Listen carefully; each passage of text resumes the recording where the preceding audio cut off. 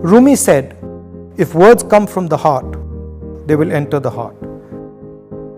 Last year, I spent 145 days walking across the land I call home. I started at the edge of the sea and walked through heat, dust and rain until I reached the soft snow of my beloved Kashmir.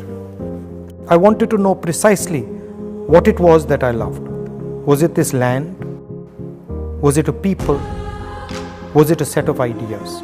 Almost immediately after I began walking, my knee started to pain. Like a hungry wolf, it would follow me everywhere I went, waiting for me to stop. And then I started to notice something.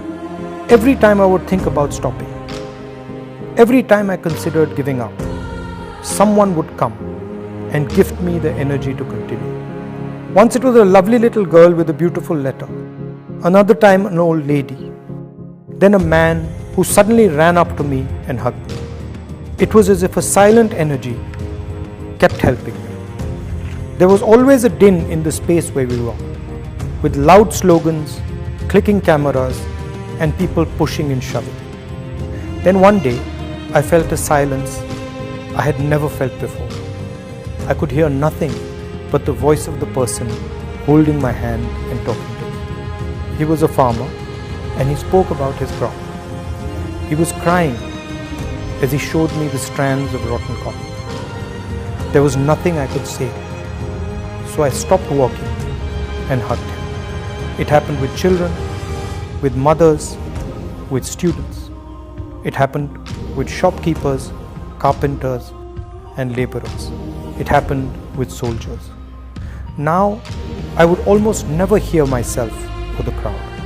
My attention would not move from the person who spoke into my ear. The object of my love had suddenly revealed herself. My beloved Bharat Mata was not a land. It wasn't a set of ideas. It wasn't a particular culture, history, or religion. It was the voice of every single Indian, no matter how weak or strong.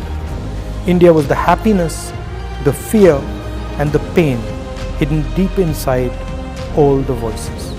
To hear India, my own voice, my desires, my ambitions had to fall silent. India would speak to one of her own, but only if one was humble and completely silent.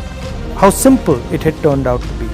I had been looking in the river for that which could only be found in the sea.